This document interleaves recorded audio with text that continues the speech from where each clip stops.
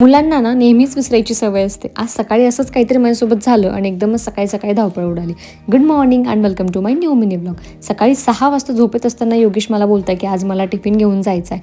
Generally client प्लेसला जाताना ते tiffin घेऊन जात नाही, पण आज एक इंडियामधून त्यांचा कलिग आलेला होता जो की इथलं स्वीडनमधलं फूड खाऊन खाऊन खूप कंटाळला होता. त्याला घरचं जेवण जेवायची इच्छा होती म्हणून ते टिफिन नेणार होते.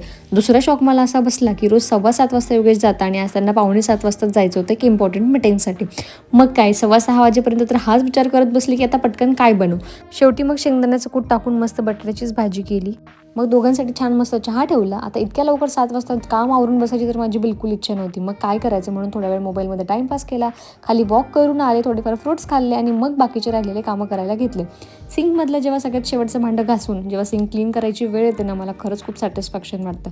तुम्हाला पण असंच वाटतं का? कमेंटमध्ये मला नक्की सांगा. बाकीचे घरात राहिलेले कामंसुद्धा करून घेतले. थोडंफार झाडू वगैरे मारला, बेड क्लीन केला आणि इथं तिथं पडलेल्या गोष्टीसुद्धा आवरल्या. त्याच्यानंतर छान अंघोळ करून मस्त स्किन केअर करून घेतलं. Skin care is my most favourite part of the morning.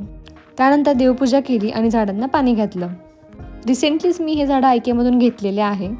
झाडांमुळे घरात एक खूप छान असं प्लीझंट ॲटमॉस्फिअर क्रिएट होतं. सकाळी जी भाजी मी योगेशसाठी बनवली होती ती पूर्ण संपली होती, कारण सगळी मी त्यांना टिफिनमध्ये दिली होती. त्याच्यानंतर मग माझ्यासाठी मुगाची उसळ बनवली जी की खूप छान टेस्टी झाली. थोडं दही घेतलं होतं जिरा पावडर टाकून.